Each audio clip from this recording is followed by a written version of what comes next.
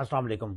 किसी भाई ने एक सवाल पूछा है, वो कहते हैं कि मेरी जो दादी है उनकी जायदाद है, वो तकरीबन कोई 30 मरले बता रहे थे। तो वो जायदाद जो है, कह रहे हम 3 भाई हैं, तो ये हमारे दरमियान कैसे तकसीम होगी। तो उन्होंने सवाल जो लिखा है, उन्होंने लिखा है जी, आपको पता है कि इंग्लिश मीडियम जो तड़का है, जब तक ना लगाए हमारा स्टेटस ही नहीं शो होता।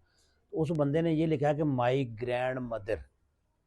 अब मैंने उनसे पूछा, अब देखो ग्रैंड मदर अंग्रेज ने बोल दिया, हमें पता ही नहीं ग्रैंड मदर क्या है, नानी है या दादी। फिर मैंने उनसे पूछा, अंग्रेज साहब मुझे बताएं आपकी नानी है या दादी है। फिर उन्होंने दोबारा ये कहा कि मेरी दादी है और हम 3 भाई हैं, तो हमारी दादी की जायदाद कैसे तकसीम होगी। तो मेरे भाई इसमें जो है बहुत सिंपल सा फार्मूला है। मैंने आप देखें, एक बंदे को सवाल करना ही नहीं आता, दूसरे बंदे को वो जो है बार बार कहता है। अब दादी है, तो मैंने कहा दादी की विरासत डायरेक्ट तो आपको आ ही नहीं सकती, क्योंकि ये 3 भाई कह रहे हम हैं और दादी की जो है जायदाद है। अब दादी है तो इनके सबसे पहले जो है दादी के जो बेटे हैं वो कितने होंगे, यानी इसके जो चचा, इसके अब्बू, इसके ताया वगैरह। उसके बाद उसकी जो बेटियां हैं वो कितनी हैं, डॉटर्स। सही है, क्योंकि अब ये जब ये पता नहीं चलेगा तो आपको मैं कैसे जायदाद जो है वो तकसीम करके दे दूं।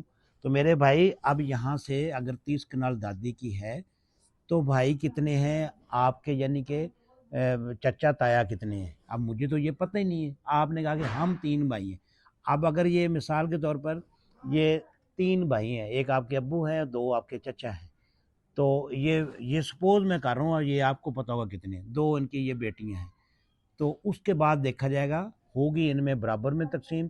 अब सपोज कर लेते हैं आपके जो वालिद साहब हैं उनके, ये चूँकि अब प्रॉपर पता ही नहीं कितने हैं, कितने ये चचा हैं इनके या अब्बू, इनके जो कितने भाई हैं और इनकी फूफो कितनी है, ये तो मैं सपोज कर रहा हूँ। अब यहाँ पर ये चीज़ देखनी होगी कि ये अगर 3 भाई हैं, ये 2 इनकी बहनें हैं, यानी इनकी फूफियाँ हैं। तो अब यहाँ पर ये होगा कि इनमें से जब तकसीम होगी बराबर में, तो अब यहाँ पर ये 6 और 2 8, तो 8 ये हिस्से बन जाएंगे।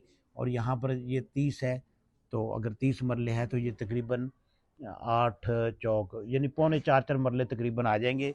पौने 4 मरले का मतलब ये होगा कि ये तकरीबन 7.5 मरले, 7.5 मरला तकरीबन कह रहा हूँ, अंदाज़न कह रहा हूँ। तो ये इनके अब्बू के हिस्से में आएंगे। अब ये 7.5 मरले आगे, फिर इनका नहीं पता कि इनकी बहनें भी हैं या नहीं है। अगर ये 3 भाई हैं, बहन इनकी कोई नहीं है, तो फिर 2.5 2.5 मरले इनको आ जाएंगे। ये तरीका होता है मेरे भाई। आप सवाल ही आप नामुकम्मल करते तो मुझे, अच्छा वो भाई जो है बार बार कह रहे हैं जी जवाब दें जवाब दें, रिप्लाई मी रिप्लाई। भाई आपने खिचड़ी बनाई, आपको पता ही नहीं सवाल कैसे करना है, तो मैं जवाब कैसे दूँ। तो अगर किसी ने सवाल करना होता तो उसकी तफसील ज़रूर बताया करें।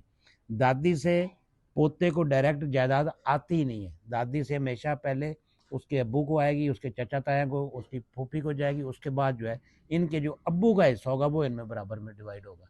तो अगर वो मेरी बात सुन रहे हैं तो सवाल को क्लियर कर दे, मैं जवाब दे दूँगा। बहुत शुक्रिया।